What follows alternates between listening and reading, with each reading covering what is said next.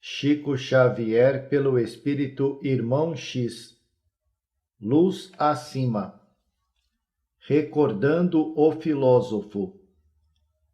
Conta-se que Epíteto, o escravo filósofo, visitado por Lisandro, liberto de Epafrodito, que lhe apresentava despedidas em razão de mudança precipitada para Roma, entrou em fundo silêncio diante do amigo íntimo. Pois não te regozijas? Exclamou o amigo, exonerado do cativeiro. Não sentirás comigo o júbilo da transferência feliz? O interpelado fixou-o de frente e indagou: que pretendes? Uma viagem maravilhosa, o ambiente diverso, a modificação da vida, o esplendor da cidade imperial, a honra de ouvir os tribunos célebres, a contemplação dos espetáculos faustosos e, quem sabe, talvez o destaque entre os patrícios dominadores. O filósofo escutava o companheiro sem o mais leve movimento. Terminada a breve exposição, objetou imperturbável: empreendes longa e perigosa jornada em busca de importância pessoal que te satisfaça a ambição. No entanto, que viagem já fizeste para modificar opiniões e melhorar sentimento? O amigo surpreendido não conseguiu responder. Procuras ambiente diverso, prosseguiu o sábio sem alterar-se. Todavia, em que idade tentaste a própria renovação?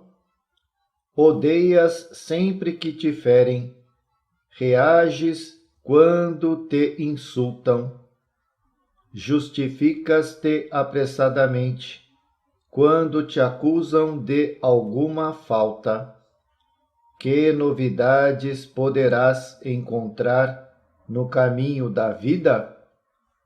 Desejas o esplendor da cidade dos Césares, mas não acendeste ainda a mais humilde candeia dentro de ti.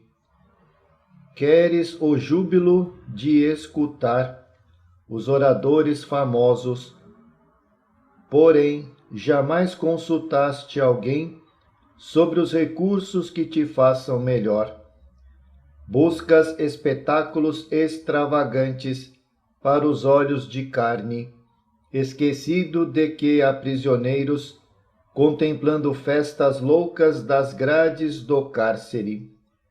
Sonhas figurar entre os que dominam, mas não tens ainda o comando da própria existência. O amigo corou ante as palavras serenas, mas exclamou irritadiço: no entanto, eu agora sou livre. Epíteto sorriu e terminou: tens a liberdade, mas não fugirás de ti mesmo. O episódio recorda-nos a própria vida. Da juventude, cheia de sonhos, a velhice coroada de desilusões. Convida-nos a verdade ao campo consciencial, para os serviços de iluminação íntima. À maneira do amigo de Epíteto, contudo, repousamos à sombra das árvores floridas, de mentiras deliciosas, na floresta inextricável das emoções humanas. Procuramos melodias que nos embalem os ouvidos e decorações de luxo que nos magnetizem o olhar, colhemos botões de flores e inutilizamos frutos verdes, ciosos de nossa independência, permanecendo sempre os mesmos joguetes da reação inferior, quando a luta nos visita de leve. Desejamos e realizamos no plano exterior, penetrando em seguida os caminhos do tédio mortal. Esgotamos a taça de vinho embriagador, para encontrarmos no fundo o vinagre do desalento. Terminadas as decepções da natureza física, conservamos o derradeiro e mais terrível engano. Esperamos na morte a revelação de um paraíso maravilhoso de ambrosias e cânticos angélicos. Sonhamos atravessar sublimes pórticos de misteriosos palácios, repletos de tesouros augustos e láureas imortais. É a viagem difícil do liberto a uma Roma diferente, aureolada de púrpuras e riquezas.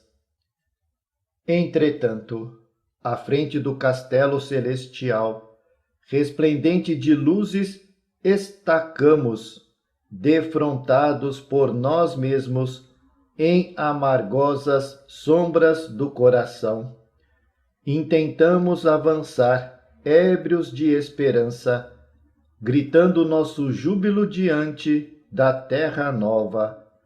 Todavia, pesadas algemas agrilhoam-nos o espírito ao que somos, fazendo-nos reconhecer que a semeadura da indiferença produz abundante colheita de remorsos e lágrimas.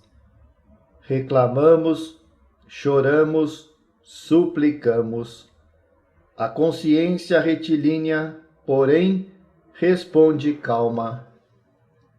Que realizaste, se não repetir até hoje o que fazia há séculos? Odeias quando te perseguem, reages quando te apedrejam, defendes-te apressado quando te acusam. Não compreendeste, não ajudaste, não amaste. Ansiosos pela fuga, contemplamos o plano infinito que se desdobra, convidando-nos à maravilhosa aventura no limiar da eternidade, e, tentando último esforço para nos desvencilharmos das próprias obras, exclamamos também: no entanto, eu agora sou livre. E a consciência, divina e irrepreensível, replica-nos com a serenidade imperturbável do sábio cativo. Tens a liberdade, mas não fugirás de ti mesmo. Chico Xavier, pelo Espírito Irmão X. Luz acima. A atitude do guia. Sob nosso olhar atento, o guia do grupo começou a desempenhar suas funções de orientador, explicando: enriqueçamos nossa vida de bênção. A morte, meus irmãos, é simples modificação de roteiros exteriores. Preparai-vos, no entanto, a fim de atravessar-lhe os umbrais com a precisa luz. A encarnação terrestre representa curso de esclarecimento e ascensão, alegria e dor, contentamento e insatisfação, fartura e escassez constituem oportunidades de engrandecimento para a alma. Nosso problema fundamental, portanto, não é tão somente crer ou descrer. É imperioso aplicar os princípios da fé às situações difíceis da experiência humana, como quem espanca as sombras. De que nos serviria a confiança na providência divina, sem aproveitarmos os dons da previdência celeste, que nos situou o Espírito em aprendizado laborioso, tendo em vista nossa própria felicidade? Tudo, pois, que fizerdes nos setores do bem, enquanto na transitória passagem pela terra, é essencial para a eternidade. Se o Supremo Pai apenas aguardasse de nós outros o incenso da adoração, que expressaria a grandiosa oficina do mundo, brilhariam o sol e a lua, resplandeceriam as estrelas, correriam as fontes, frutificariam as árvores, trabalharia o vento simplesmente para satisfazer um punhado de crentes ociosos, contentar-se-ia Deus, o Criador infatigável, em erguer para os filhos da terra apenas um templo suntuoso, onde repousassem indefinidamente, sem qualquer finalidade progressiva? É indispensável, desse modo, renovarmos o entendimento, elevando-nos em espírito para a imortalidade vitoriosa. Junto de vós outros, alinham-se ferramentas preciosas na edificação sublime. Chamam-se obstáculos, provas e lutas. Utilizando-as para o bem, sereis em breve senhores de oportunidades mais altas nos círculos de iluminação, fadados ao glorioso destino de cooperadores do Eterno. Urge compreenderdes a importância de viver na crosta da terra, como é importante para o aprendiz a justa apreciação da escola que o prepara e edifica. O sofrimento, por isso mesmo, aí no mundo é apelo à ascensão. Sem ele, seria difícil acordar a consciência para a realidade superior. Aguilhão benéfico, o sofrimento evita-nos a precipitação nos despenhadeiros do mal. Auxilia-nos a prosseguir entre as margens do caminho, mantendo-nos a correção necessária ao êxito do plano redentor. Busquemos, assim, aproveitar-lhe as bênçãos renovadoras, praticando a fraternidade em todos os ângulos da bendita peregrinação para a frente. Não nos interessa o passado escuro. Recebamos a claridade compassiva do presente, construindo qualidades santificantes no santuário interior, convertendo-nos em tabernáculos vivos da vontade augusta e misericordiosa do Eterno. Para isso, meus amigos, auxiliemo-nos uns aos outros, procuremos a verdade e o bem, atendendo às exigências do amor cristão. Sem essa atitude pessoal de transformação para o entendimento e aplicação do Cristo, é impossível aguardar mundos melhores, paisagens felizes ou venturas sem fim. Nesse momento, o orientador interrompeu-se. Finalizara a preleção, não sabíamos ao certo. Parecia disposto a retomar o fio das formosas definições, quando se adiantou um cavalheiro da pequena assembleia de companheiros encarnados. Julguei-o inclinado a exprimir amor, júbilo, gratidão. Teria entendido a palavra do guia que, afinal de contas, em boa sinonímia, era ali o condutor, o que dirige, o que mostra à frente.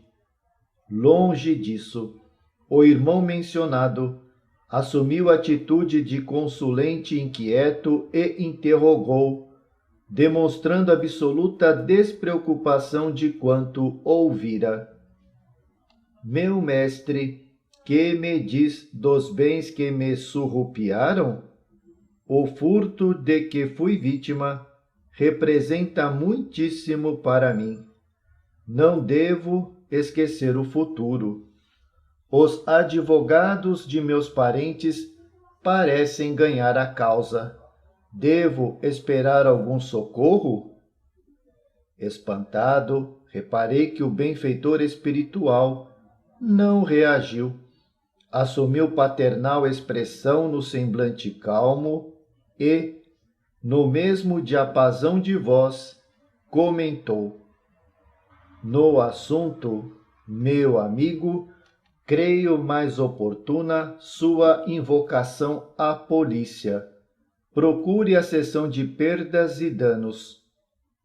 Logo após, rogou a bênção de Jesus para todos e, retirando-se da organização mediúnica, tornou ao nosso meio. Sob forte assombro, referi-me à incompreensão do grupo que visitávamos. O generoso orientador, porém, distante de qualquer desapontamento, observou: não nos aflijamos. Conheço este irmão desde muito. Há 2.800 anos, aproximadamente, era ele membro de uma associação de ensinos secretos nas vizinhanças do templo de Zeus, em Olímpia, enquanto eu, por minha vez, exercia as funções de humilde instrutor espiritual. Na primeira vez em que me materializei, no círculo de estudos em que ele se encontrava, explanando a simbologia dos mistérios órficos, de maneira a adaptá-los à luz divina, levantou-se na assembleia e pediu-me socorro para encontrar algumas joias perdidas. Aduzi sarcástico, há quase 3 milênios, e este homem ainda é o mesmo caçador de arranjos materiais? O guia tocou-me os ombros paternalmente e acrescentou, compassivo: nada demais, meu caro, continuemos trabalhando em benefício de todos. 28 séculos são a conta de meu pobre concurso. Trata-se de equação que nós mesmos podemos fazer. Há quantos milênios, porém, Jesus nos auxilia e tudo faz em nosso favor, malgrado a nossa impermeabilidade e resistência? Afagou-me a cabeça e concluiu, interrogando: não acha? Fiz, por minha vez, um sorriso amarelo e calei-me.